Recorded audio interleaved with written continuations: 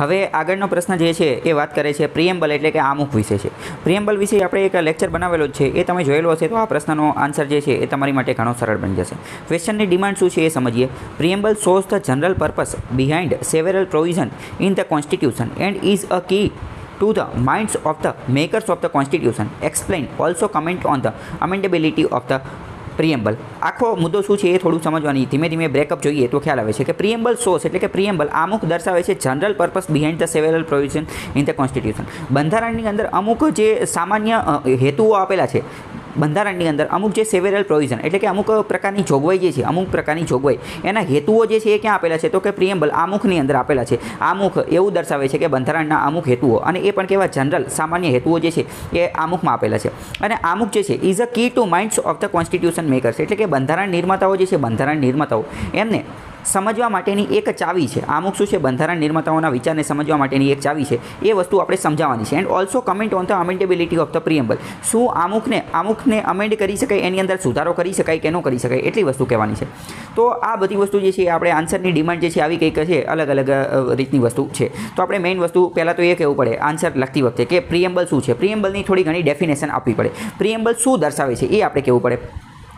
પ્રિએમ્બલની અંદર કયા કયા સેવરલ પ્રોવિઝન, પ્રિએમ્બલની અંદર કઈ કઈ જોગવાઈ આપવામાં આવેલી છે એ કહેવી પડે. અને નીચે 2-3 લાઇનની અંદર એવું કહેવું પડે કે કેવી રીતે પ્રિએમ્બલ આમુખ જે છે એ key to the minds of the constitution makers, બંધારણ નિર્માતાઓને સમજવા, એમના મગજને, એમના માઇન્ડને સમજવા માટેની ચાવી કઈ રીતે છે એ કહેવું પડે. અને લાસ્ટ ભાગની અંદર આપણે એ કહેવું પડે કે પ્રિએમ્બલ આમુખમાં અમેન્ડમેન્ટ સુધારો થઈ શકે કે ન થઈ શકે, શું થઈ શકે તો અત્યાર સુધી થયેલો છે કે નથી થયેલો, સુપ્રીમ કોર્ટે એની ઉપર શું કીધું છે એ કહેવું પડે. અને લાસ્ટમાં આપણે એનું કન્ક્લુઝન આપવું પડે. આટલી વસ્તુ લખો એટલે તમારો આન્સર જે છે એ કમ્પ્લીટ થઈ જાય.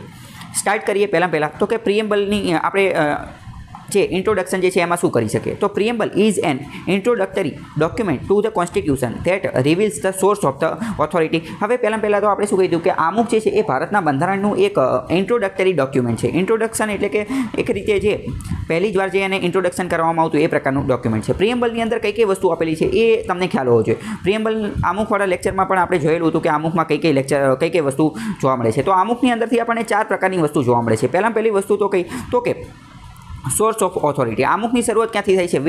વી ધ પીપલ ઓફ ઇન્ડિયા એટલે કે અમે ભારતના લોકો. તો ભારતની અંદર સોર્સ ઓફ ઓથોરિટી એટલે કે સત્તા કોની પાસે છે?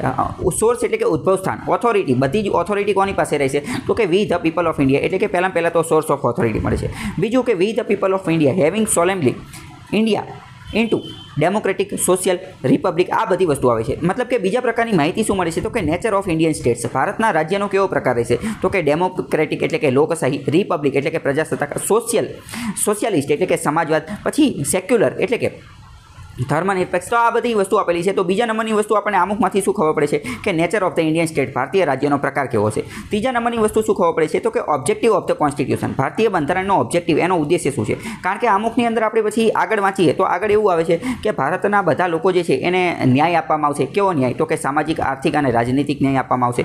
પછી સમાનતાની પણ વાત કરેલી છે. 5 પ્રકારની અલગ અલગ સમાનતા આપેલી છે. વિશ્વાસની, બિલીફની, ફેઇથની, અલગ અલગ પ્રકારની સમાનતાની એ બધું આપેલું છે. એટલે કે ઓબ્જેક્ટિવ ઓફ ધ કોન્સ્ટિટ્યુશન, બંધારણનો ઉદ્દેશ્ય શું છે એ આપેલું છે. અને લાસ્ટમાં આપણે જોઈએ છીએ કે આમુખની અંદર ડેટ ઓફ ધ એડોપ્શન, બંધારણ ક્યારે લાગુ કરવામાં 26 નવેમ્બર 1949, 26 નવેમ્બર તારીખ છે એ પણ આપવામાં આવેલી છે. તો આમુખની અંદર જે છે એ આપણે એક રીતે જોઈએ તો 4 પ્રકારની માહિતી મળે છે. કોઈ પણ આ તમને પ્રિલિમ્સની અંદર પણ આ પ્રશ્ન પૂછાઈ જાય કે આમુખની અંદર કઈ માહિતી મળે છે. તો 4 પ્રકારની માહિતી મળે છે. પહેલાં તો સોર્સ ઓફ ઓથોરિટી એટલે કે we the people of India, nature of the Indian states એટલે કે ભારતીય રાજ્યનો પ્રકાર, તો કે ડેમોક્રેટિક, રિપબ્લિક, સોશિયલિસ્ટ, સેક્યુલર, આ બધો જે છે બરાબર. ઓબ્જેક્ટિવ ઓફ ધ કોન્સ્ટિટ્યુશન, બંધારણનો ઉદ્દેશ્ય એટલે કે જે ન્યાયની વાત કરેલી છે, સમાનતાની વાત કરેલી છે, એ બધી વસ્તુ. અને ડેટ ઓફ ધ એડોપ્શન, આમુખની અંદર એક તારીખ પણ લખેલી છે. આટલી માહિતી મળે છે. It embodies the basic philosophy and fundamental values and contain a grand and noble vision of the Constituent Assembly. હકીકતમાં આ જે આમુખ જે છે એની અંદર બેઝિક ફિલોસોફી, સામાન્ય વિચારધારા આપેલી છે. કોની વિચારધારા તો કે બંધારણની અંદર કેવા ઓબ્જેક્ટિવ રાખવાના છે, બંધારણ નિર્માતાઓ શું વિચારતા હતા, સામાન્ય રીતની વિચારસરણી કે આપણે બંધારણ કેવું બનાવવાનું છે. ફંડામેન્ટલ વેલ્યુઝ, સામાન્ય આર્થિક મૂલ્યો, સામાન્ય અથવા તો મૂળભૂત મૂલ્યોની વાત કરેલી છે કે લોકોની અંદર કેવા મૂલ્યો હોવા જોઈએ, નાગરિકોને શું મળશે ને બધું. કન્ટેઇન્ડ અ ગ્રાન્ડ એન્ડ નોબલ વિઝન, એક લાંબા ગાળાનું વિઝન આપવામાં આવ્યું છે. નોબલ વિઝન એક સારું કે ભારતને એક સારો દેશ બનાવવો છે એ પ્રકારનું. બંધારણ નિર્માતાઓની અથવા કોન્સ્ટિટ્યુઅન્ટ એસેમ્બલી, બંધારણ સભાનું એ રીતનું આપેલું છે.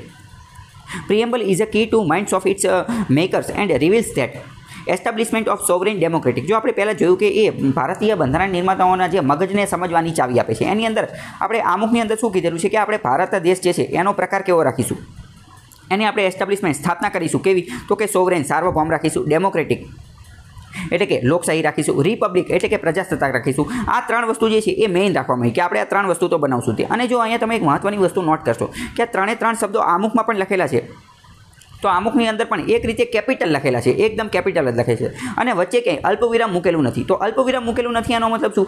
એનો મતલબ એમ કે આ ત્રણેય વસ્તુ જે છે એકબીજા સાથે જોડાયેલી છે. એક વસ્તુ બીજી વસ્તુ વગર અધૂરી છે. સોવરેન સાર્વભૌમ બનાવી દીધું અને ડેમોક્રેટિક નથી બનાવતા તો એ ઇમ્પોસિબલ છે, બની શકે નહીં. રિપબ્લિક બનાવી દીધું અને સોવરેન નથી બનાવતા તો એ ઇમ્પોસિબલ છે. એટલે ત્રણેય વસ્તુ એકબીજા સાથે જોડેલી છે. એટલે મૂળ આમુખ જે છે એની અંદર આ ત્રણેય જે છે એ બોલ્ડની અંદર કેપિટલની અંદર લખેલા છે પહેલી એબીસીડીમાં, અને વચ્ચે કંઈ અલ્પવિરામ આપેલું નથી. તો તમારે પણ એક્ઝામની અંદર અલ્પવિરામ કરવાનું નથી. તો આપણે શું સોવરેન ડેમોક્રેટિક રિપબ્લિક બનાવી દીધું. Was the sole object of the founding fathers, આપણા બંધારણ નિર્માતાઓનો મુખ્ય ઉદ્દેશ્ય તો કે સોવરેન ડેમોક્રેટિક અને રિપબ્લિક ત્રણ વસ્તુ હતો. તો એમનો ઉદ્દેશ્ય શું હતો? Was to realise the goal of just social and economic order based on justice, equality and freedom. એમનો મુખ્ય ઉદ્દેશ્ય બીજો એ પણ હતો કે રિયલાઇઝ કરવાનો. શું રિયલાઇઝ કરવાનું? કે આપણે એક ગોલ, આપણે એક ઉદ્દેશ્ય સ્થાપના કરવાનું છે. સામાજિક અને આર્થિક ઓર્ડર, સામાજિક રીતે અને આર્થિક રીતે બધા લોકોને સમાનતા મળે, બધા જ ભારતના નાગરિકોને સામાજિક અને આર્થિક સમાનતા મળે. સામાજિક અને આર્થિક સમાનતા કોના આધારે? જસ્ટિસ ન્યાયના આધારે, ઇક્વાલિટી સમાનતાના આધારે, ફ્રીડમ સ્વતંત્રતાના આધારે.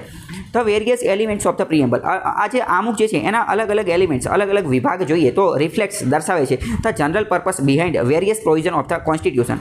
હવે આપણે ક્વેશ્ચનની અંદર જોયું હતું કે એમાં ક્વેશ્ચનની અંદર જ આપેલું હતું કે આમુખ બંધારણના અમુક પર્પસ, અમુક હેતુઓને, સામાન્ય હેતુઓને, જનરલ પર્પસને દેખાડે છે. તો એ કઈ રીતે દેખાડે છે અથવા કયા દેખાડે છે એ હવે આપણે જોઈએ. આમુખની અંદર વાત કરેલી છે કે જસ્ટિસ, ન્યાય આપવામાં આવશે. તો પહેલું તમારે પહેલો પોઈન્ટ પાડી અને લખવાનું છે નીચે જ્યારે એક્ઝામમાં લખતા હોય ત્યારે. તો જસ્ટિસ એટલે કે ન્યાય. ન્યાય કેટલા આપે છે? ત્રણ પ્રકારના. સોશિયલ, ઇકોનોમિક એન્ડ પોલિટિકલ, ત્રણ પ્રકારના ન્યાય આપે છે. ફંડામેન્ટલ, હવે જો આમુખની અંદર તો આ ત્રણ વસ્તુ લખી નાખેલી કે જસ્ટિસ, સોશિયલ, ઇકોનોમિક અને પોલિટિકલ. આમુખની અંદર લખી નાખેલું કે ત્રણ પ્રકારનો ન્યાય મળશે. હવે બંધારણની અંદર આ પ્રકારના ન્યાય આપણને કઈ જગ્યાએ મળે છે? તો સોશિયલ, ઇકોનોમિક અને પોલિટિકલ ન્યાય આપણને કઈ જગ્યાએ મળે છે? તો કે ફંડામેન્ટલ રાઇટની અંદર આપણને અમુક પ્રકારનો ન્યાય મળતો એવું લાગે છે, કારણ કે 32 નંબરનો અનુચ્છેદ ફંડામેન્ટલ રાઇટ તમને ખ્યાલ હશે આપણને 6 પ્રકારના મળેલા છે, 6 અધિકાર મળેલા છે. એમાંના કોઈ પણ અધિકારનું ઉલ્લંઘન થાય તો આપણે સુપ્રીમ કોર્ટમાં જઈ શકીએ છીએ. મતલબ કે આ આપણને એક રીતનો જસ્ટિસ, ન્યાય મળેલો છે. બીજા અમુક પ્રકારના ન્યાયની ક્યાં વાત કરેલી છે? તો કે ડીપીએસપીની અંદર પણ અમુક પ્રકારના પ્રોવિઝન, અમુક પ્રકારની જોગવાઈ છે કે જેના આધારે આપણને ન્યાય મળતો હોય. કઈ રીતે? જેમ કે ડીપીએસપીની અંદર આપણે થોડીક વાત કરીએ તો એમાં એવું કીધેલું છે કે આજે મહિલા અને પુરુષ એ બંનેને સમાન કામ માટે સમાન વેતન મળશે. તો એક રીતના ન્યાયની જ વાત કરે, અથવા તો એ એક રીતના સમાનતાની વાત કરે. પછી આજે મેટર્નિટી બેનિફિટ આપવામાં આવેલો છે મહિલાઓને, જે જ્યારે ગર્ભાવસ્થા દરમિયાન જે રજાને એ બધું આપવામાં, તો એ પણ એક રીતનો જસ્ટિસ એટલે કે ન્યાય છે. પછી આપણે એ પણ જોયેલું છે કે આ જે મજૂર લોકો હોય એમને પોતાની જે ફેક્ટરી, કંપનીની અંદર, મેનેજમેન્ટની અંદર પણ એમનું સ્થાન આપવામાં આવે છે. તો એ પણ એક રીતનો જસ્ટિસ છે. તો ડીપીએસપી અને આ જે એફઆર ફંડામેન્ટલ રાઇટ એની અંદર આપવામાં આવેલું છે શું? તો કે જસ્ટિસ, ન્યાય. અને આનો ઉદ્દેશ્ય શું છે? એમ ટુ એલિમિનેટ ઇનઇક્વાલિટીઝ. આનો ઉદ્દેશ્ય ફંડામેન્ટલ રાઇટ અને ડીપીએસપીનો ઉદ્દેશ્ય ઇનઇક્વાલિટી જે છે, ઇનઇક્વાલિટી, અસમાનતા, એને દૂર કરવાનો છે. રિમૂવ ડિસ્ક્રિમિનેશન, ભેદભાવને દૂર કરવાનો છે. And secure equal rights to all, બધા લોકો માટે એક સમાન અધિકાર પ્રાપ્ત કરવાનો છે. બરાબર. તો પહેલો જે વહીવટ હતો એ આપણે પતાવી દીધો. જસ્ટિસ, ન્યાયની અંદર શું આપેલું છે? તો જસ્ટિસ શબ્દ જે છે એ આમુખમાં લખેલો છે. ત્રણ પ્રકારના જસ્ટિસ આપેલા છે. તો એનો જનરલ પર્પસ બંધારણમાં બીજે ક્યાં આપેલો છે એ લખી નાખ્યું. એનું મહત્વ શું છે એ લખી નાખ્યું. આમુખની અંદર બીજી વસ્તુ વાંચીએ તો ખ્યાલ આવે છે કે લિબર્ટી. બીજી કોની વાત કરેલી છે? લિબર્ટી આપેલી છે. આમુખની અંદર બીજો કયો શબ્દ છે? લિબર્ટી. લિબર્ટી એટલે કે સ્વતંત્રતા. તો 5 પ્રકારની સ્વતંત્રતા આપેલી છે. કઈ? થોટ, એક્સપ્રેશન, બિલીફ, ફેથ અને વર્શિપ. બરાબર. તો આ 5 તમારે લખવી પડે. થોટ, એક્સપ્રેશન, બિલીફ, ફેથ અને વર્શિપ. થોટ એટલે કે વિચાર, એક્સપ્રેશન એટલે કે અભિવ્યક્તિ, બિલીફ અને ફેથ એટલે કે વિશ્વાસની વાત કરે છે, અને વર્શિપ એટલે કે ઉપાસનાની વાત કરે છે. તો આ જે લિબર્ટી, આ પ્રકારની લિબર્ટી આપેલી છે, સ્વતંત્રતા. તો બંધારણની અંદર બીજી આપણને ક્યાં સ્વતંત્રતા આપેલી છે? તો આર્ટિકલ 19 અનુચ્છેદ 19ની અંદર આપણને સ્વતંત્રતા આપેલી છે. જેમ કે freedom of speech and expression, વિચાર, વાણી અને અભિવ્યક્તિની સ્વતંત્રતા. પછી આર્ટિકલ 25 to 28, 25 થી 28ની અંદર ધાર્મિક સ્વતંત્રતાનો અધિકાર, રાઇટ ટુ રિલિજન, એ બધી વસ્તુ પણ આપેલી છે. અને આ ધાર્મિક સ્વતંત્રતાનો અધિકાર માઇનોરિટીને પણ આપેલો છે. એટલે અહીંયા પણ આપણે એ ધ્યાન રાખેલું છે કે બધા લોકોની અંદર ઇક્વાલિટી, સમાનતા પ્રાપ્ત થઈ, બધા લોકોની અંદર આજે લિબર્ટી, સ્વતંત્રતા મળી રહે, અને થોટ, એક્સપ્રેશન, બિલીફ, ફેથ અને વર્શિપ આ બધું વ્યવસ્થિત થઈ શકે એનું ખાસ ધ્યાન રાખેલું છે. આમુખની અંદર આગળ વાંચીએ તો આગળનો શબ્દ આવે છે ઇક્વાલિટી. કયો આવે છે? ઇક્વાલિટી. ઇક્વાલિટી એટલે કે સમાનતા. ઇક્વાલિટી, સમાનતા મળશે. કઈ રીતની સમાનતા મળશે? તો કે equality of status and opportunity. તક અને જે સમાનતા, તક અને હોદ્દાની સમાનતા જે છે એ બધા લોકોને મળશે. ભારતના બધા નાગરિકોને તક અને હોદ્દાની સમાનતા જે છે એ મળી રહે એવી કોશિશ કરવામાં આવશે. તો ઇક્વાલિટી આમુખની અંદર અંદર લખેલું છે તો બંધારણની અંદર બીજે ક્યાં ઇક્વાલિટી આપેલું છે તો કે it promotes civic political and economic equality. Civic એટલે કે નાગરિકોની દ્રષ્ટિએ, પોલિટિકલ રાજનીતિક દ્રષ્ટિએ અને ઇકોનોમિક આર્થિક દ્રષ્ટિએ જે છે એ સમાનતાની વાત કરેલી છે. હવે આપણે પોલિટિકલ દ્રષ્ટિએ જોઈએ તો જે આ દલિત લોકો જે છે અથવા SC ST OBC અન્ય લોકો જે છે એ બધા લોકો અમુક વર્ગો માટે તમને ખ્યાલ હશે કે પોલિટિક્સની અંદર, રાજનીતિની અંદર અનામતની જોગવાઈ કરવામાં આવી છે. એ એટલા માટે કે અસમાનતા દૂર કરી શકાય. આ જે લોકલ બોડીઝ છે લોકલ બોડીઝ 73માં અને 74માં બંધારણીય સુધારાથી બનાવેલી જે ગ્રામ પંચાયત અને નગરપાલિકા, એમાં 33% મહિલાઓને અનામત આપેલું છે. એ કોના માટે તો કે પોલિટિકલ અધિકારો બધાને મળી રહે એની માટે. પોલિટિકલ દ્રષ્ટિએ, રાજનીતિક દ્રષ્ટિએ જે છે એ સમાનતા મળી રહે એટલા માટે. પછી ઇકોનોમિક ઇક્વાલિટીની વાત કરીએ તો ઘણી બધી વાર જે છે આર્થિક રીતે પણ અમુક જે ગરીબ વર્ગના લોકો જે છે એને મફતમાં અનાજને એ બધું પૂરું પાડવામાં આવે છે, જેમ કે PDS system, public distribution system. તો આ બધું આપણે બંધારણની અંદર લખેલું છે. જો PDS સિસ્ટમ એ તો આપણે સ્કીમ ચલાવેલી છે, બરાબર, એ બંધારણમાં નથી લખેલું, પરંતુ બંધારણમાં અમુક એવી જોગવાઈ છે કે જેના કારણે ઇકોનોમિક ઇક્વાલિટી નહીં આપેલું છે.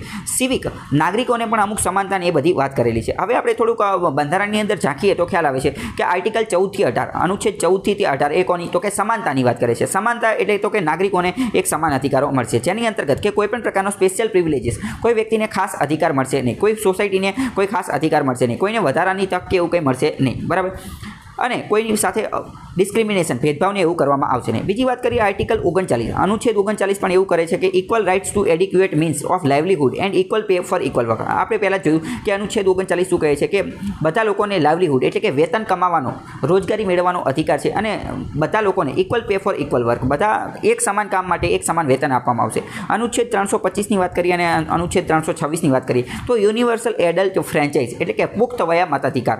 પુખ્ત વય મતાધિકાર જે છે એને ઇંગ્લિશમાં કહેવાય યુનિવર્સલ એડલ્ટ ફ્રેન્ચાઇઝ. એનો મતલબ એમ કે 18 વર્ષથી ઉપરના તમામ લોકો મત આપી શકશે. પછી એવું ન કહી શકાય આ જે મત આપવાનો હોય ત્યારે એવી રીતે ભેદભાવ ન કરી શકાય. ધર્મ, જાતિ, જ્ઞાતિ, વર્ણ એના આધારે ભેદભાવ ન કરી શકાય.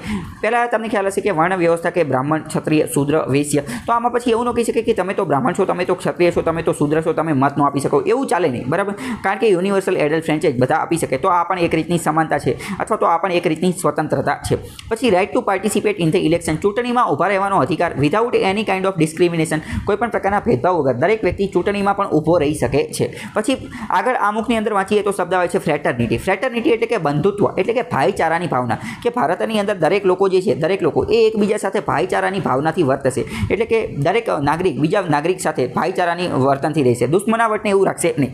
ફ્રેટર્નિટીની અંદર આગળ વાંચીએ તો ખબર પડે છે કે ફ્રેટર્નિટી ભાઈચારો dignity of an individual and unity and integrity of the nation. જો દરેક નાગરિકો ફ્રેટર્નિટી ભાઈચારાની ભાવનાથી રહેશે તો દરેક ઇન્ડિવિડ્યુઅલની અંદર, દરેક વ્યક્તિની અંદર વ્યક્તિગત રીતે ડિગ્નિટી, મહાનતા આવશે અને યુનિટી, એકતાની સ્થાપના થશે અને ઇન્ટિગ્રિટી ઓફ ધ નેશન, દેશ જે છે દેશ, એને આપણે ઇન્ટિગ્રિટી એક સમાન રીતે જોડી અને અખંડ રાખી શકીશું. પછી તો આપણે આજે ફ્રેટર્નિટી અમુકમાં એ બધામાં લખી નાખ્યું. તો શું બંધારણમાં એવું કંઈ આપેલું છે કે જેનાથી આપણને ખ્યાલ આવે કે આપણે ફ્રેટર્નિટીની ભાવના જે છે એને મજબૂત કરેલી છે? તો કે હા, આપેલું છે. કઈ જગ્યાએ? આપણે સિંગલ સિટીઝનશીપ રાખેલી છે, એકલ નાગરિકત્વ રાખેલું છે. ભારતના બંધારણના ભાગ 2 ની અંદર અનુચ્છેદ 5 થી 11 ની અંદર આપણે એકલ નાગરિકતા લખેલી છે. અમેરિકાની અંદર 2 પ્રકારની નાગરિકતા છે. તો 2 પ્રકારની નાગરિકતા હોય તો અમુક વાર નાગરિકને જે છે એવું લાગી શકે છે કે આપણે એક જ દેશના નાગરિક નથી, પરંતુ ભારતમાં તો તમે પછી ગુજરાતમાં જાઓ, મહારાષ્ટ્રમાં જાઓ, અરુણાચલની અંદર જાઓ, ગમે ત્યાં જતા રહો, નાગરિકતા તો એક જ રહેશે. એને એક તાતડે આપણે બાંધીશું. કોઈ પણ નાગરિક હોય, ગમે એ દિશામાંથી આવતો હોય આખા ભારતની અંદર, એને આપણે એક નાગરિકતાને, એકલ નાગરિકતાના તાતડે બાંધેલો છે. એના કારણે ફ્રેટર્નિટીની ભાવના જે છે એને આપણે પ્રમોટ કરેલી છે. It is fundamental duty to every citizen to promote harmony and spirit of a common brotherhood. આપણી જે ફંડામેન્ટલ ડ્યુટી જે છે 51A ની અંદર એમાં પણ એવું કીધેલું છે કે આપણે પ્રમોટ કરીશું, બધા નાગરિકો પ્રમોટ કરશે. કોમન બ્રધરહુડ જે છે, આ ભાઈચારો જે છે એને પ્રમોટ કરવામાં આવશે. Since preamble is key to our constitution. આ જે પ્રિએમ્બલ જે છે, આમુખ જે છે, એ આપણા બંધારણને સમજવા માટેની ચાવી છે. There have been question or its amendability. જો અહીંયા સુધી આપણે જે બધું લખી નાખ્યું બ્રધરહુડ સુધી, બરાબર, તો એ આપણે એની જે મહત્વની વસ્તુ હતી, એ મહત્વનો જે બોડી પાર્ટ હતો એ લખી નાખ્યો. પરંતુ આની અંદર એક ટેલ પણ આપેલી હતી ક્વેશ્ચનની અંદર. શું ટેલ આપેલી હતી? એ કંઈક એવી આપેલી હતી કે આ આમુખને ફેરફાર કરી શકાય કે નહીં, અમેન્ડ કરી શકાય કે નહીં. તો હવે એની વાત કરીએ. હવે આપણે ક્વેશ્ચનનો બીજો પાર્ટ જે છે એની ડીલ કરીએ. તો ઘણી બધી વાર એ પ્રશ્ન ઉદ્ભવેલો છે કે આમુખની અંદર સુધારો કરી શકાય કે ન કરી શકાય. સૌથી પહેલાં આજે આમુખની અંદર સુધારો કરી શકાય કે ન કરી શકાય એ પહેલાં ક્યારે આવેલો હતો તો બેરુબારી કેસની અંદર પહેલી વાર જે છે એ આ પ્રકારનો કેસ જે છે એ સામે આવેલો હતો. કોની સામે? તો કે સુપ્રીમ કોર્ટની સામે. બેરુબારી કેસમાં શું હતું આખો મુદ્દો એ મેં જે બંધારણના લેક્ચર જે છે એમાં અમુક વાર સમજાવેલું છે. અત્યારે આપણે એની ડિટેલમાં ચર્ચા નહીં કરીએ. તો બેરુબારી કેસની અંદર સુપ્રીમ કોર્ટે એવું કીધું કે આમુખ જે છે એ બંધારણનો ભાગ નથી એટલે એની અંદર સુધારો પણ કરી શકાય નહીં. પરંતુ પછી આગળ જતા કેશવાનંદ ભારતી કેસની અંદર સુપ્રીમ કોર્ટે કહી દીધું 1973ની અંદર કે આમુખ જે છે એ બંધારણનો ભાગ છે અને આમુખની અંદર સુધારો પણ થઈ શકે બરાબર. તો તમારે મુખ્યત્વે જે છે એ બે કેસ લખવાના છે, બે કેસ, એક તો બેરુબારી કેસ અને એક તો કેશવાનંદ ભારતી કેસ. આની સિવાય પણ બીજા ઘણા બધા કેસ છે, પરંતુ તમારે એક્ઝામની અંદર આ બે લખશો તો પણ ઇનફ છે. કેમ? કારણ કે પછી બીજું બધું પણ લખવાનું હોય છે એટલે. તો બેરુબારી કેસ 1960માં આવેલો હતો. એમાં સુપ્રીમ કોર્ટે એમ કીધું કે આમુખમાં સુધારો થઈ શકે નહીં, આમુખ બંધારણનો ભાગ છે નહીં. જ્યારે કેશવાનંદ ભારતી કેસની અંદર એવું કીધું કે આમુખ બંધારણનો ભાગ છે અને એમાં પણ અનુચ્છેદ 368ના માધ્યમથી જે છે એ સુધારો થઈ શકે અને એ બેઝિક સ્ટ્રક્ચર ડોક્ટ્રીન જે છે એની અનુસાર જ આવે છે. તો બીજો પ્રશ્ન એ થાય કે શું આમુખમાં અત્યાર સુધી એક વાર સુધારો કરેલો છે? તો કે હા, અત્યાર સુધીમાં માત્ર ઓનલી વન્સ એક જ વાર સુધારો કરેલો છે 42માં બંધારણીય સુધારાથી 1976ની અંદર, અને એના અંતર્ગત એમાં 3 નવા શબ્દ ઉમેરેલા હતા. તો આ પણ તમારે લખવું પડે કે 3 નવા શબ્દ કયા ઉમેરેલા હતા? તો કે સોશિયાલિસ્ટ, સેક્યુલર અને ઇન્ટિગ્રિટી, આ 3 શબ્દો ઉમેરેલા છે. સોશિયાલિસ્ટ એટલે સમાજવાદ, સેક્યુલર એટલે કે બિન સાંપ્રદાયિક અને ઇન્ટિગ્રિટી એટલે કે અખંડિતતા. આ ત્રણેય શબ્દોને આમુખવાળા લેક્ચરમાં આપણે ડિટેલમાં સમજી ગયા છે. તો અત્યારે આપણે એની પણ વાત નહીં કરીએ અને અત્યારે આપણે આ મેન્સનો આન્સર ડિસ્કસ કરી રહ્યા છીએ, તો આપણે એમાં પણ વાત નહીં કરીએ બરાબર. તો આજે આખો આન્સર જે છે એ તમારો કમ્પ્લીટ ફૂલ્લી વ્યવસ્થિત રીતે પૂર્ણ થાય છે.